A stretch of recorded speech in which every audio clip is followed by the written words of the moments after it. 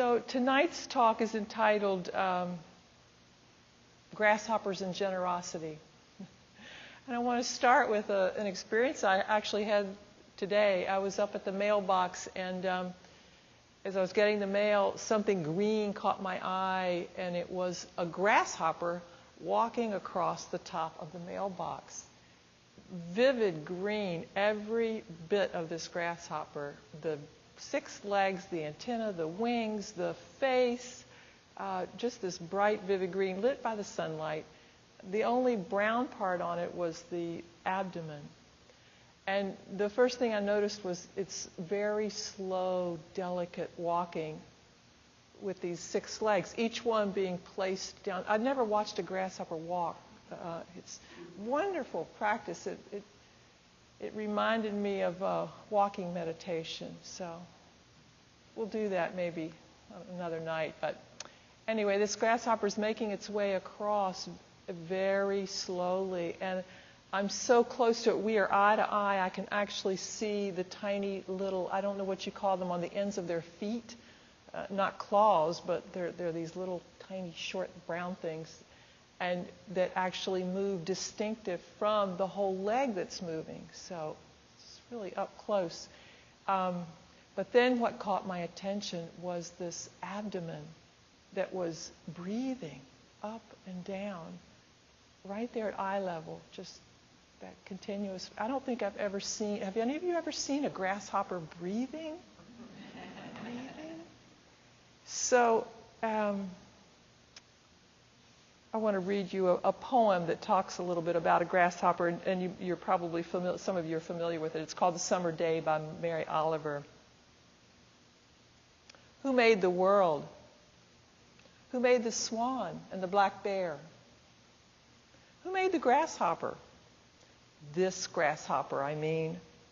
The one who has flung herself out of the grass, the one who is eating sugar out of my hand.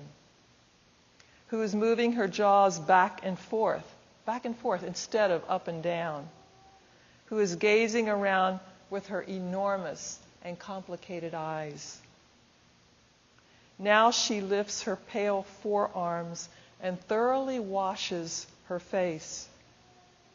Now she snaps her wings open and floats away. I don't know exactly what a prayer is. I do know how to pay attention. How to fall down into the grass, how to kneel down in the grass, how to be idle and blessed, how to stroll through the fields, which is what I've been doing all day. Tell me, what else should I have done? Doesn't everything die at last and too soon? Tell me, what is it you plan to do with your one wild and precious life?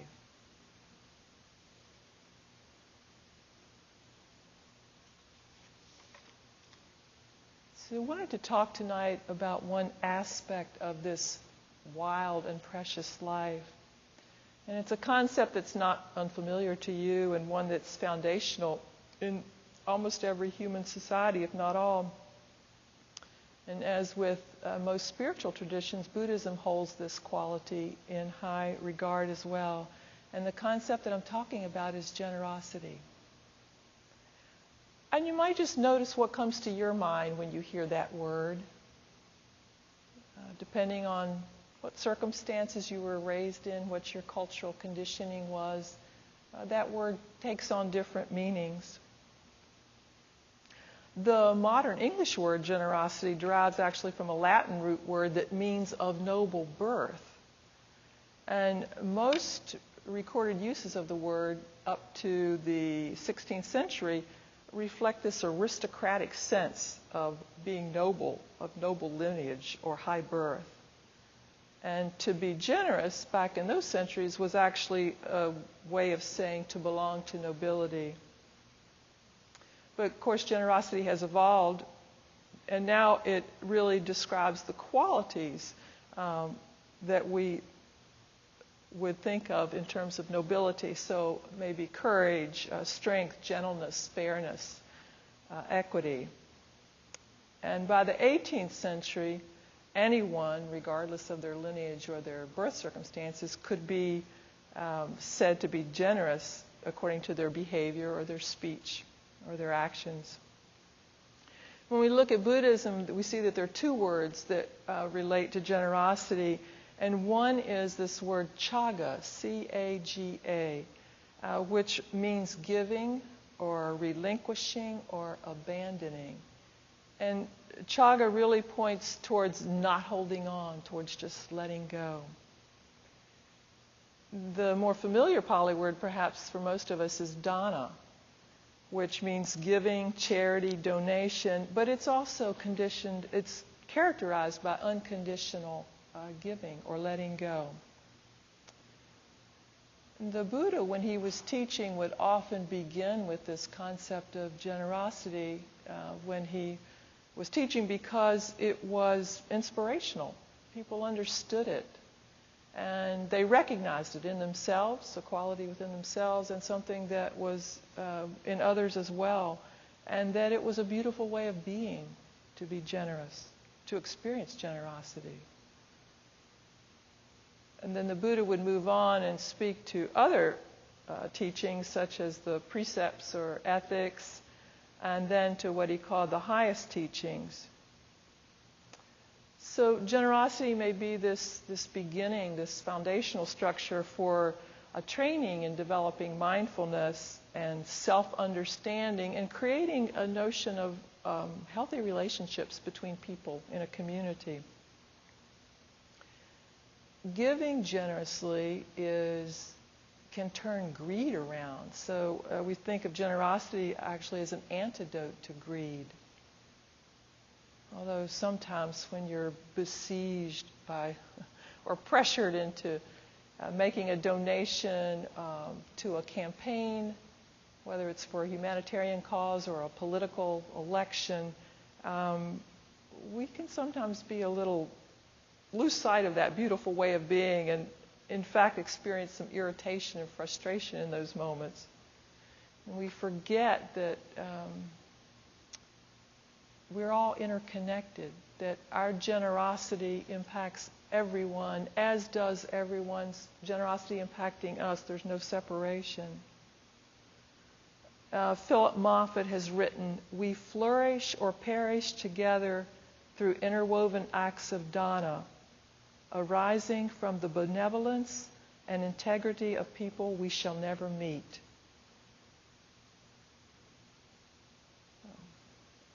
And generosity, just like mindfulness and like kindness, is being researched.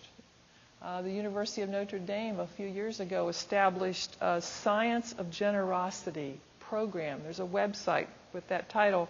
And they're looking at things like the social contagion of generosity, the family cycle of kindness and generosity, the neural circuitry underlying altruistic behavior, and generosity from an intercultural perspective. So it's being researched much in the same way that kindness and mindfulness are being done. So how do we discern what is an optimal way of living with this, the daily practice of dana? Here's a poem that might give us a few guidelines, or at least give us a starting point. This is called Clearing, and this is what Martha Postlewaite has to say. "Do not try to save the whole world or do anything grandiose. Instead, create a clearing in the dense forest of your life and wait there patiently until the song that is your life falls into your own cupped hands and you recognize and greet it. Only then will you know how to give yourself to this world so worth of rescue." So how to give yourself to this world? What are your guidelines? We can actually begin to practice generosity in every aspect of life. most of us tend to think of generosity perhaps from the standpoint of being the giver. So we're sharing resources, we're giving away money or material possessions, largely in an effort to provide sustainability for others. A Dana practice would invite you to extend that a little bit further to a sense of giving time, maybe in a volunteer capacity, to educate or mentor, to provide safety for others, to voice support in the causes for justice.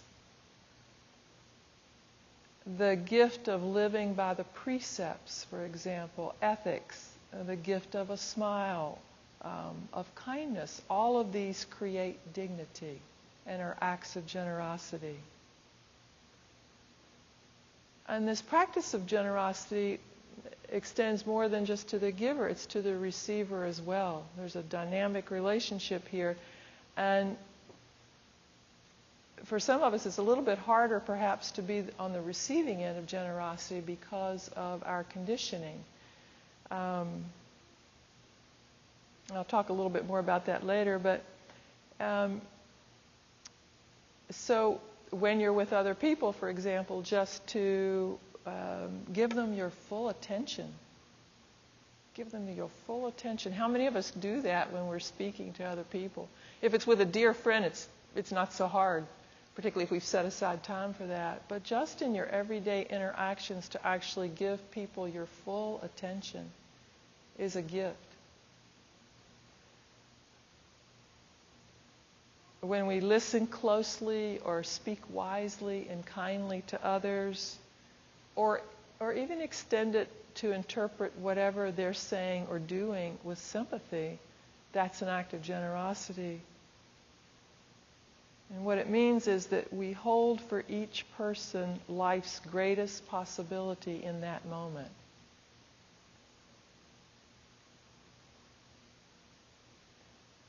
One of the things this does is to really nourish and cultivate a sense of self-worth, both in the giver and the receiver. And maybe you can think back to the last conversation you had with somebody who was really listening intently to you, paying close attention to your speech, to your actions, and you had a sense of being gifted with that time and that attention. And this really creates a greater sense of aliveness in us, a sense of wholeness, and a sense of interconnection. Sylvia Boorstein says this about generosity. The practice of generosity develops the habit of sharing by experiencing the joy of not feeling needy. So we see the possibility of the end of suffering, which is the third noble truth. And this is supported by realizing that life is inevitably challenging. We discover the relief of the absence of self-centered preoccupation. And generosity then manifests as contentment. So you can see if that's true for you. If you're in your own acts of generosity, there is a sense of loss of immediate contact with self-preoccupation and a sense of connectedness with other and a sense of contentment.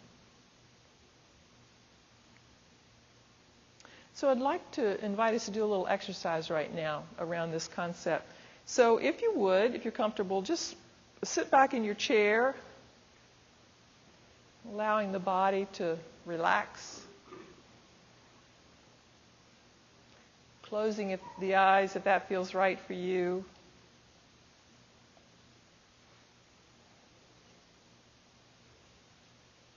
And giving yourself the gift of a couple of deep breaths of oxygen right now.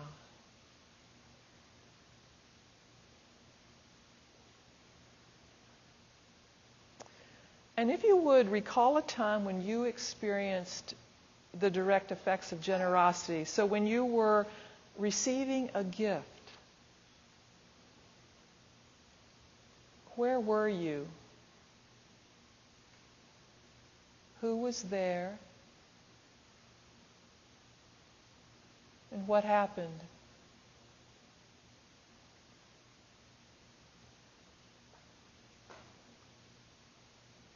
See if you can remember vivid details, like the colors or the sounds.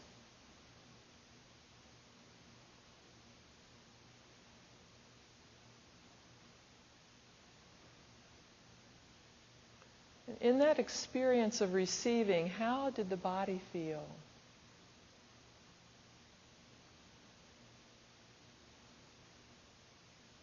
What was in your heart?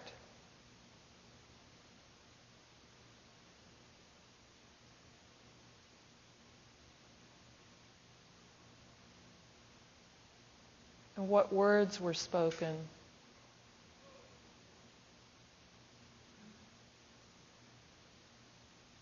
And what words were unspoken?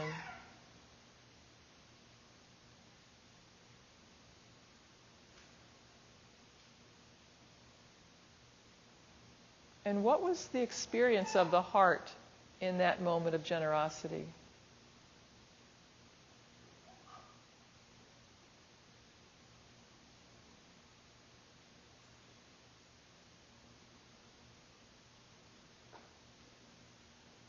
And what are you experiencing right now in recalling this generosity?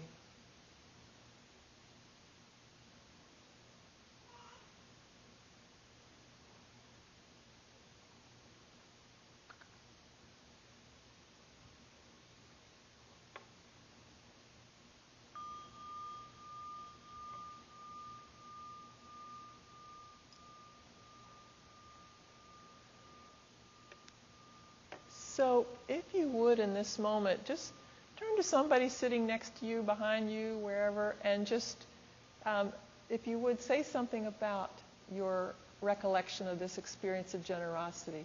Anything you'd like about it.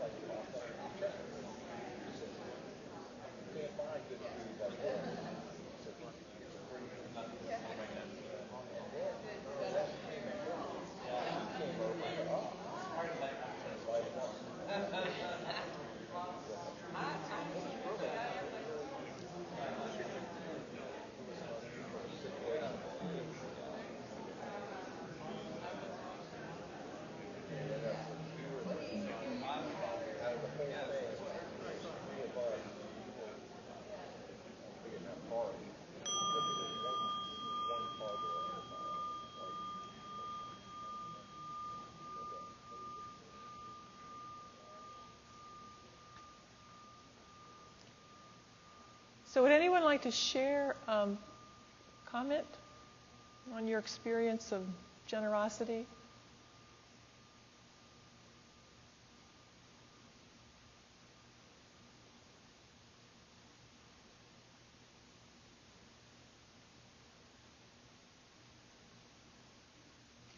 Yeah, David? Kind of had something in common here too. Both had an English teacher back in high school.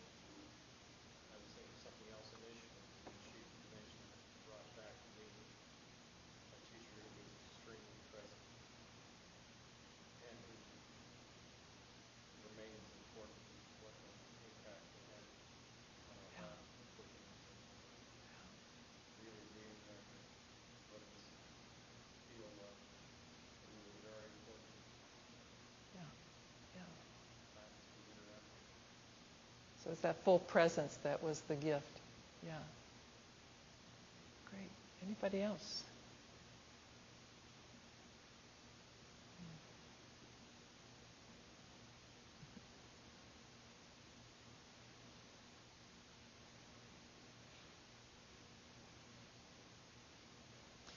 Sometimes in this culture, it's difficult to be the receiver because we want to. We can look at the gift and we think, "Am I deserving of this? Is it? Maybe you need it more than I do. I don't really need that." We have all sorts of assessments, judgments that we can make about being a recipient because in this culture we emphasize being independent. So there's not quite that strong sense of interconnectedness like there is in other cultures. Sometimes it even comes down to believing that we have the right to decide on the appropriateness of another person's generosity toward us. And our responsibility as a receiver is to just look at that, see what's arising. Can we allow ourselves to be the recipient of the generosity of others? And part of it, I think, is about being vulnerable, being humble enough to just not judge it, to just accept it, the generosity for others, and then use the gift in a wise manner. So the suggestion is made that if you want to cultivate this practice of generosity, more than just in the traditional response of giving when prompted to do so, but really to live out of a place of generosity, that you might begin with people who you know, who you appreciate, not unlike the loving kindness meditation, where we often begin with someone who has been a benefactor to us, someone who has befriended us. And then we move to the neutral person. And then as we build the practice, to cultivate it in difficult situations, to practice generosity of presence, as David mentioned, with those difficult people and in those difficult situations.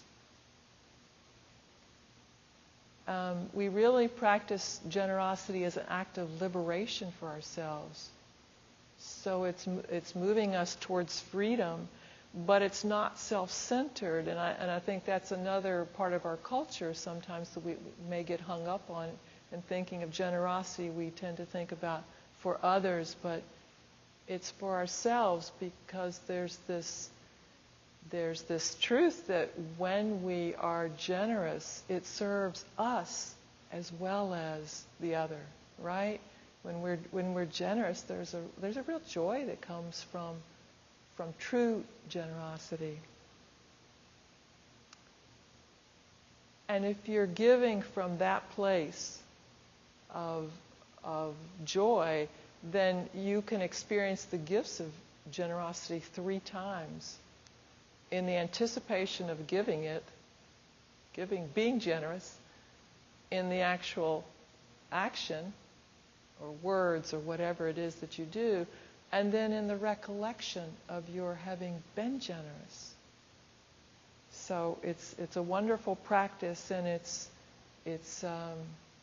sustaining. It's not unlike everything else we're trying to learn, and that is that once we begin to practice it, the brain learns it and it becomes more routine. We can do it with much more ease and much more joy.